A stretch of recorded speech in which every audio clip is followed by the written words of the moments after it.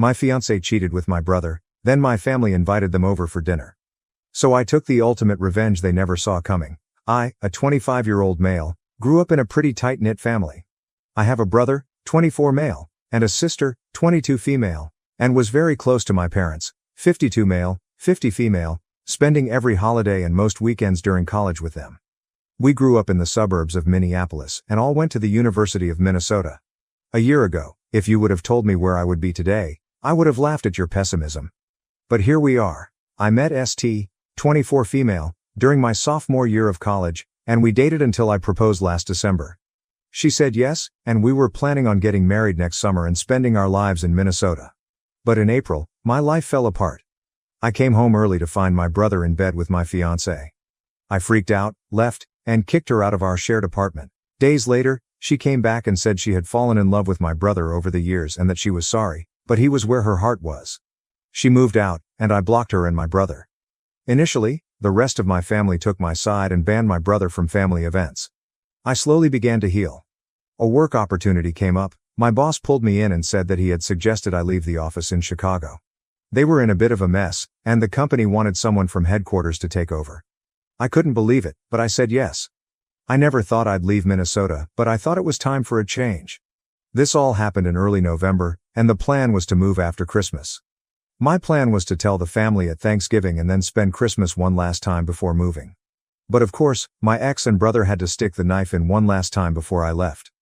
When I showed up for Thanksgiving at my parents' house, there were several cars, as the whole extended family comes over.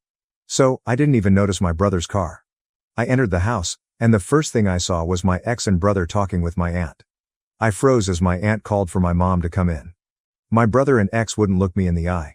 My mom and dad came in, greeted me, and asked me to sit down in the living room. I sat away from my brother and ex, but I saw the rest of the family, including my sister, sit closer to them. My mom started explaining that what they did was wrong and terrible, but that she hated that the family was split. She said I needed to work toward forgiveness. My ex and brother both started to apologize, but I put my hand up. I turned to my sister and asked her if she agreed. She had tears in her eyes but nodded. I asked my dad the same question, and he said yes pretty firmly. I was alone. I got up and walked out. I heard a couple of people yelling after me, but I didn't respond. I drove to a McDonald's, ate a pretty hasty Thanksgiving meal, and went through my options. I decided cutting them off was my best bet. I had saved plenty, I didn't need them, and they didn't know where I was moving. I blocked them all on my phone, but it was my parents' plan that I was on, so I turned the phone in the next week and got on my own plan. It doubled my cell bill, but it was worth it to get a new number. I blocked them on social media and told my boss that I wanted to move to Chicago early. I talked to the landlord of the apartment I was looking to rent, and he was happy to let me in early. I moved to Chicago on December 15th, and my family had no idea. A few friends knew, and it must have slipped because, last night, I got an Instagram DM from what I assume is my mom on a new profile asking why I would move without telling them. She said the family missed and loved me and that I needed to still make time for Christmas. I responded by saying that she only had one son now and that I was no longer family. I then blocked her new account and locked down my profile and other social media. I've been looking to change my last name as well. I've left that life behind and I'm excited to see what Chicago has to offer. Update. Can't believe it's almost Christmas again. I, 26 male, had a pretty terrific first year in Chicago. I'm dating a wonderful woman, changed my last name, and outside of one moment, have completely gotten my family out of my life. In January, one of my sister's friends, Jenny, 23 female, messaged me, wanting to know if I could help her move in and show her around, as she was moving to the city. Now, a smarter guy would probably have been able to figure out what was up, but she is very attractive, and I thought with something other than my brain. It was the weekend after the New Year, and when I got to her place, I saw my brother and father moving her stuff out of the U-Haul. I stopped in my tracks, but my mom had been looking out the window and called out to me. Everyone stopped and stared. I rolled my eyes and walked away. They chased after me and tried to get me to talk to them. My brother and ex were crying, saying they felt terrible. My dad finally grabbed me by the shoulder and turned me around, telling me to stop being a sass. Before I even knew what I was doing, I punched him in the face and kept walking away. Other people in the street stopped and stared. My family told me I went too far, but none of it mattered. I kept walking. Once I was on the L train, I messaged Jenny and told her what she did was cruel and that she should find someone else to show her around. I didn't expect to hear anything else from her, but to my surprise, I woke up 2 days later to a long message from her apologizing. She said she had done it as a favor for my sister. She knew what my brother had done and felt I deserved to live my life how I chose, but my sister had been insistent, and she felt like maybe she had missed something. Jenny told me that after the punch, my family walked back to her apartment and finished moving her in. She said she understood how I felt and thought I might like to hear the aftermath. Apparently, my father and sister really haven't forgiven my brother and think my mom let him back in too soon. My brother and dad got into a nasty fight, and Jenny asked them to leave because they were causing a scene. Jenny begged me to see her again and said she really felt bad and wanted to buy me dinner. I took her up on it. You'd also be naive if you knew Jenny, I promise. Luckily, I am naive. Jenny and I hit it off and have been inseparable ever since. We are heading back to Minnesota so she can introduce me to her family for Christmas. She actually cut off my sister and has promised I won't have to see them at all. It'll be nice to see my high school friends again. Hopefully, my family leaves me alone. Story 2. Dan and I have been married for 3 years, and 8 months ago, we welcomed our amazing son into the world. He was very planned and wanted, and motherhood has been transformative for me. I was able to take 4.5 months of maternity leave before going back to work. Without going into too many details, we both work white-collar jobs that require professional attire. A normal workday look for me is a skirt or pair of slacks, a silk blouse, pumps or boots, depending on the weather, but always with a heel because I'm 5 feet nothing. Maybe a blazer if I have a big meeting. Dan wears a suit almost every day. I also style my hair and do some makeup for work every day. This is what I wore before our son was born and what I continue to wear. Dan and I are pretty even in sharing parenting duties. I tend to take mornings because I'm more of a morning person than Dan. A normal morning for me starts early. Short workout, shower, get the baby up, get the baby ready, and hand the baby off to Dan because the daycare is on Dan's way to work. I'm normally dressed at the tail end of this process, but I keep my robe on over my clothes in case my son wants to give my outfit something to remember him by on our way out the door. For the last month or so, Dan has been more irritable than normal in the morning. There have been side comments if he gets up and I'm drying my hair or getting dressed, basically, if I'm not 100% focused on my son in the morning. Our son is happy, playing, and supervised, so I just chalked it up to morning moodiness. But it's been getting worse. Last night, I brought it up in what I thought was a neutral, non-confrontational way. Basically, his answer was this. His mom was 100% a mom after her kids were born. She gained a fair amount of weight after she had kids and never tried to lose it. She wore sweatpants every day and worked a job where she wore a uniform, so if she wasn't in her work uniform, she was in sweats and a t-shirt. She never did her hair or makeup. Her entire identity was being a mom, and she shared with him how hard it was to watch her kids start their own lives. Dan thinks I don't care about our son as much as he does since I worked on losing the baby weight and still put effort into my appearance. I feel like keeping this part of my identity actually helps me be a better mother. I love my son, but I'm still me, and I still have the things I like to do. Dressing well, blowing out my hair, and doing my makeup are therapeutic to me. Now that being said, my son is my life, and if I knew that not doing those things would guarantee him a happy, healthy life, I would stop immediately. I told Dan that my son and I have our morning routine and that he gets lots of time and attention before I go to the office. Dan said he wasn't looking to fight, but he just wanted me to think about my priorities and my time management. Is it normal for new moms to totally sacrifice all the things you like to do? Is this a sign of something deeper I need to address with my husband? TL.dr. My husband thinks because I take my time to get ready every morning, I'm not as good of a mother as I could be. Relevant comments. Why the hell does he care that much about your appearance if it doesn't actually directly affect your son's life? I am with you on this one. If it doesn't make a difference to how your son is treated, why can't you treat yourself and do your makeup, etc.? It's not like you're spending all that time ignoring your son. I don't really get why he equates how someone looks with how good of a mother they are. Even if his mom was how you described, there are so many others who are good mothers but also take care of themselves. If it's not affecting your son, I don't see why you would need to change what you're doing. Part of my job is sales and client service based. I feel like I have to look put together because that's what they expect. I didn't think it impacted my parenting. He should stop projecting his views of motherhood and memories of his own mom onto you. It's inaccurate and just a little creepy. It sounds like you're spending time with your kid, so he has nothing to complain about. I can't even begin to attempt the amount of logical gymnastics that would get me to think that dressing like a slob means you somehow love your kid more. It's basically that any time I spend doing stuff for myself is time that our son isn't the center of attention. But I am paying attention to our son. He's never neglected, and if I had to choose between straightening my hair and making my son feel better, my son wins without a second thought. Update. I had no idea my post would get so much attention. There was a lot of really solid advice and one creepy PM warning me that by dressing in business attire and wearing lipstick and heels, I was being overly sexual around my child and that it would turn my son into a serial killer. Stay gold. Reddit. A couple of clarifying points. My mother-in-law did work when my husband was growing up. She just did not have an office job. She works in the medical field and wears scrubs every day. When she's not in scrubs, she's in sweatpants. Seriously, for our wedding, his family started a pool about whether or not she would wear sweats to the wedding. I did not suddenly get sexy after my son was born. I was slightly overweight before my son was born, and I'm back to my pre-baby, slightly overweight shape now. The update. Dan and I went out without our son so we could talk. I told him that I was confused by his comment and wanted to talk about it. I asked him if he could name specific things about the morning routine that made him feel as though our son was neglected. I offered to switch shifts, so to speak, if he thought our son should have more AM parent time. To make a long and confusing conversation short, Dan is confused by the fact that I got over my postpartum depression and am back to normal now. For context, my PPD never made me question whether or not I loved my son or made me feel like we shouldn't have had him.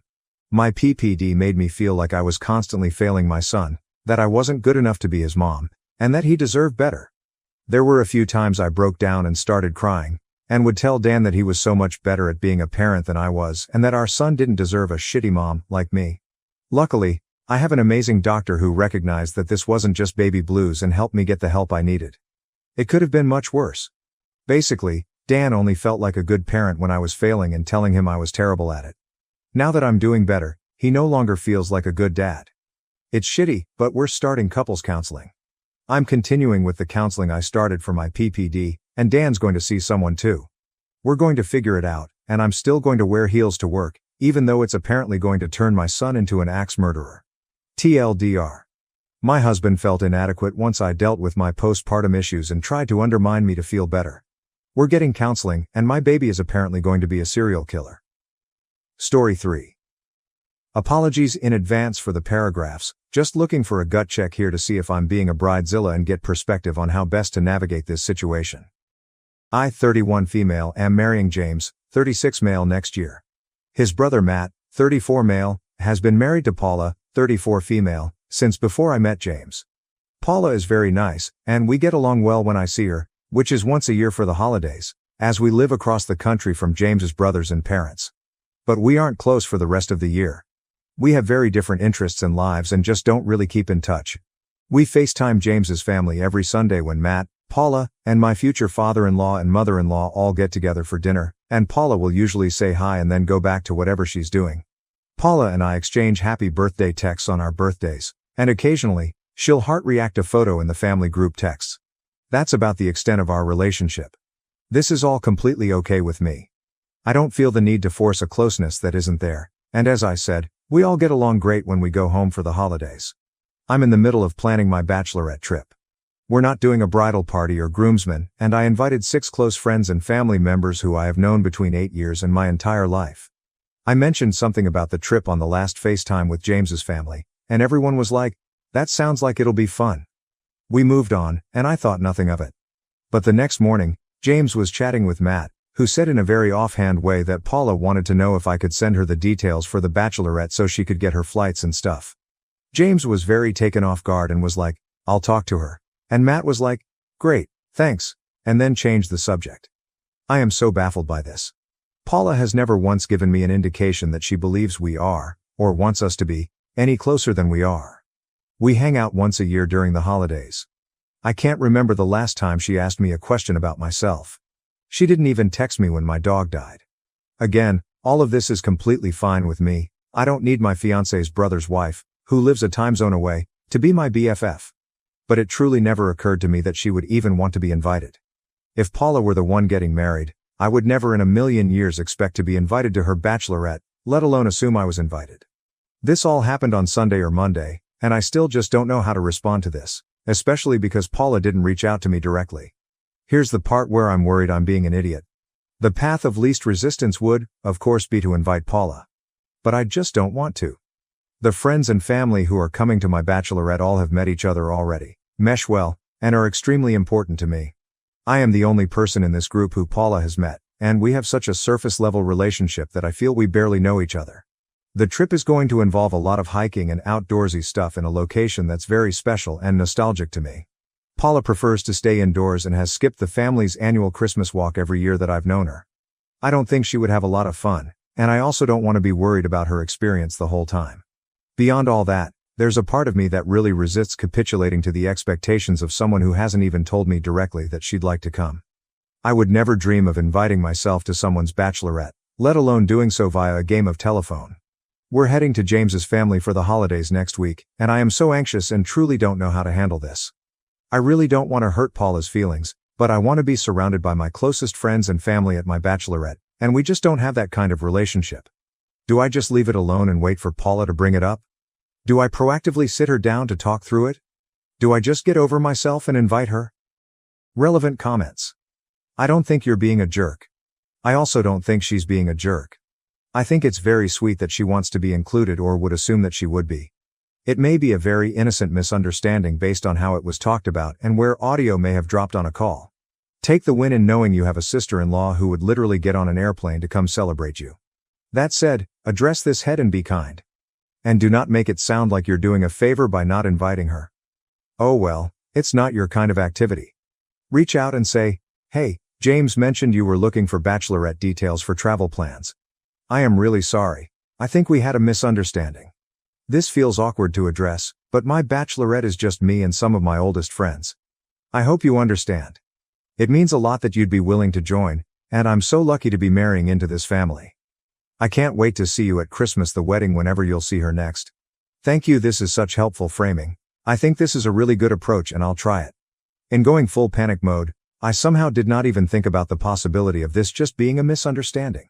On the call, my Phil said something about a kayaking trip he took last year, and I said something like, "Oh, we just planned a kayaking day in place as part of my BAC," and everyone was like, "Oh, that'll be fun," and the convo moved on. If it was truly so mundane that I was really taken off guard the next day. LOL. Update. Thank you to everyone who weighed in on my post. I appreciate all the advice and thoughts, even from those of you who called me an idiot or privately messaged me to tell me to basically bully Paula until she uninvited herself. I will not be doing that, but thank you so much. After posting, I sat with my feelings and tried to figure out why I was having such a strong, "I don't want to invite her" response, given that we have always gotten along fine when we see each other. I came to the conclusion that what was really bothering me was the indirectness of it all. I couldn't understand why Paula didn't just reach out to me herself, and it made me worry that I had done something to make her feel like she couldn't. But I also decided that it was more important for her to feel included than for me to have the perfect, close-knit group trip I'd been envisioning. Like everyone pointed out, it's just one weekend, and she will presumably be in my life forever. I called Paula yesterday evening, the first time either of us has ever called the other, LOL, and the convo went like this. Me. "Hi, Paula. I'm about to send over all the bachelorette info, and I'm so excited that you'll be there. I just wanted to check in though, and make sure you know you can totally reach out to me about things like this going forward. I hope I haven't done or said anything to make you feel like you can't, and if I have, I'd love for us to talk it through. Paula." Long confused silence. That's really nice of you, but I think there's been a miscommunication or something. I hadn't been planning on coming to your bachelorette." Me. Also confused. "Oh, okay. I just thought since Matt asked me to send you the info." Paula. "He what?" Me. Confusion intensifies. Paula. "I'm going to talk to him real quick. Let me call you back." 10 very stressful minutes later, Paula called back and said Matt had gotten in his head, worrying that Paula was feeling hurt and left out, which she was not. She said, "No offense, this trip sounds like my worst nightmare," and he had the galaxy brain idea to parent trap us into thinking Paula was supposed to come on this trip instead of just talking to either of us. The end result is that Paula has no desire to come to the bachelorette and never did in the first place. Matt has apologized, and this all encompasses the most in-depth conversation about our feelings that we've ever had with each other. Growth. Gotta love a stoic Midwestern family. Paula and I are also going to get dinner over the holidays, which will be nice and hopefully an opportunity for us to get to know each other better. Thanks again to everyone who gave their input, and sorry if you were hoping for a more dramatic update.